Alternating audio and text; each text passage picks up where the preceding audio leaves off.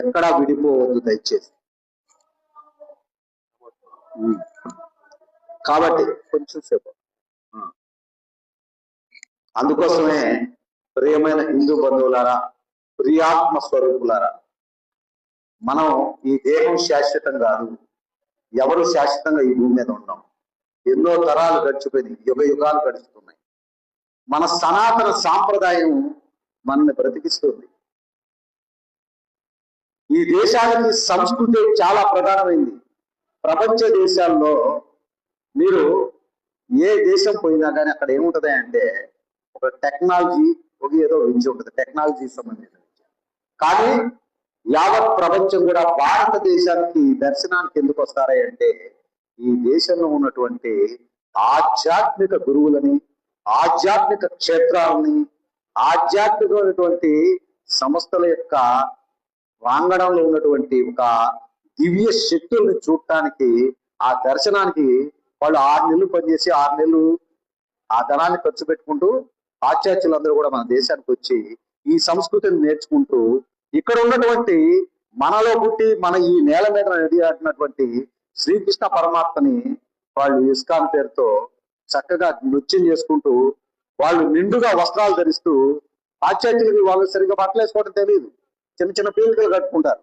అలాంటిది వాళ్ళు మంచి చక్కటి వస్త్రాలు కట్టుకొని చక్కగా బొట్టు పెట్టుకొని జల్లు వేసుకొని డ్యాన్స్ చేస్తూ భగవన్నామం చేస్తూ ఉన్నారు. భగవద్భక్తులుగా ఇక్కడికి వచ్చి స్థలాలు గొళ్ళాలు కొనుక్కొని ఇక్కడ భగవద్భక్తులు ఇక్కడ మోక్షం కోసం, దైవ అనుగ్రహం కోసం వస్తున్నారు.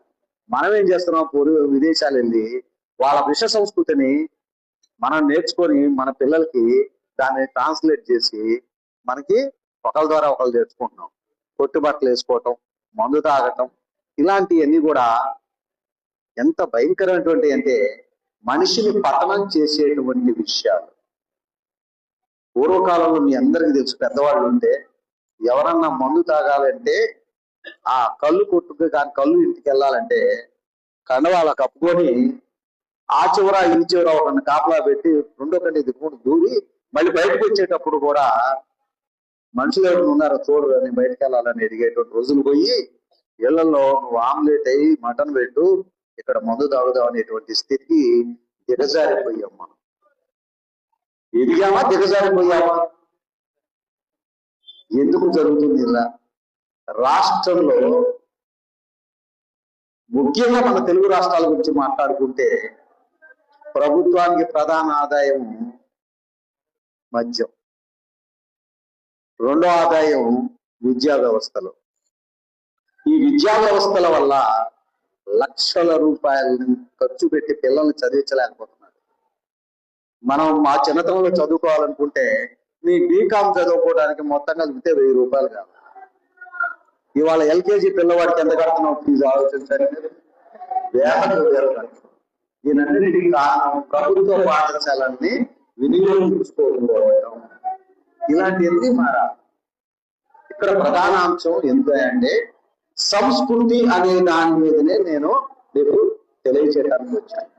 భక్తి అనేది మనం పిల్లలకు నేర్పితే వాడు మంచి సుగుణవంతుడైతాడు, మనని కూడా జాగ్రత్తగా చూసుకుంటాడు, మనని అనాథాశ్రమాలకు చేర్చాడు.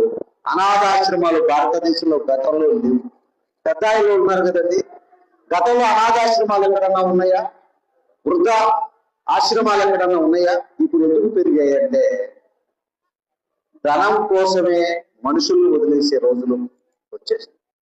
దేనివల్ల ఇది సంస్కృతికి దూరం కావడం వల్ల, వసుదైవ కుటుంబాలన్నీ కూడా విడిపోవడం వల్ల, తిరిగి పునఃప్రతిష్టలాగా ఈ యొక్క సంస్కృతిని మీలో వేరుకోవడం కోసం మాలాంటి స్వామీజీలు గ్రామ గ్రామాన ఈ యొక్క సంస్థ యొక్క ఆధ్వర్యంలో, ఆర్ఎస్ఎస్ ఆధ్వర్యంలో మీకు తెలియజేయడం కోసమే ఈ గ్రామానికి రావడం జరిగింది.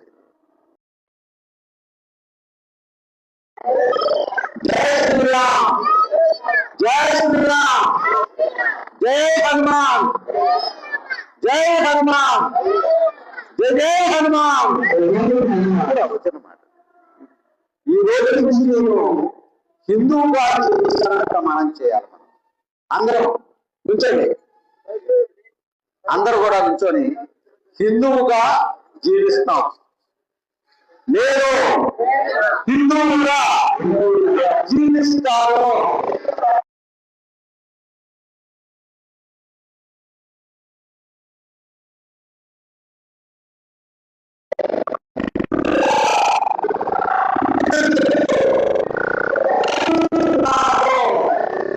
నా దేశం